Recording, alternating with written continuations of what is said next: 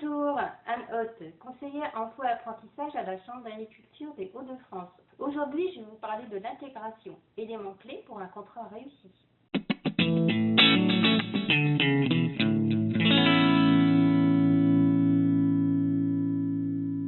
Pour bien intégrer son apprenti, plusieurs points sont importants. Tout d'abord, présenter l'apprenti à l'équipe, mais aussi à ses collaborateurs. Sans oublier, lors de votre présentation, de bien préciser ses missions et ce que vous attendez de lui. Il y a aussi un point important, c'est de fixer les règles avec lui. Qu'est-ce qu'il a droit, qu'est-ce qu'il n'a pas le droit, et aussi, en fixant les règles, bien faire attention à la sécurité. Sachez que si les règles ne sont pas établies, tout ce qui n'est pas dit est autorisé. Et puis, lorsque vous allez présenter le salarié à l'ensemble de votre équipe, parlez aussi de la formation qu'il fait, parce que sa formation doit aussi être adaptée au poste de travail. Donc il est important que l'ensemble de l'équipe connaisse bien la formation pour qu'aussi ses missions soient bien déterminées. Pour qu'une intégration soit bien réussie, il faut aussi qu'un dialogue existe, que le dialogue s'instaure avec le tuteur, s'instaure avec vous en tant que maître d'apprentissage, mais s'instaure aussi avec l'ensemble de l'équipe. Donc surtout, n'oubliez pas que le dialogue est primordial pour l'intégration.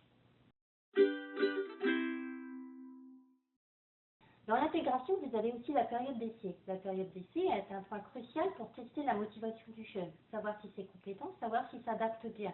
Sachez que la période d'essai est une durée de 45 jours hors période scolaire.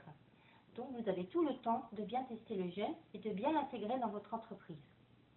La période d'essai est pour les deux parties, aussi bien pour l'employeur que pour l'apprenti. Un employeur peut mettre fin à la période d'essai s'il estime que l'apprenti ne correspond pas au poste, mais l'apprenti peut aussi mettre fin à son contrat à l'issue de la période d'essai s'il estime que les missions qui lui sont données et l'entreprise ne correspond pas à ses attentes et à sa formation. Dans l'intégration, vous avez le tutorat qui est très important. Le tutorat peut être vous-même en tant qu'employeur, mais vous pouvez aussi nommer un tuteur dans l'entreprise qui a un autre salarié ou un collaborateur de votre entreprise.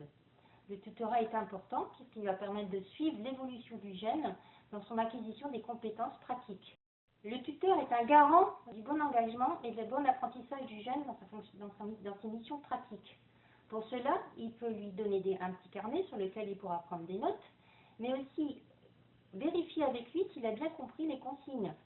Ce qui est important, c'est que le tuteur doit bien prendre son temps pour expliquer les choses.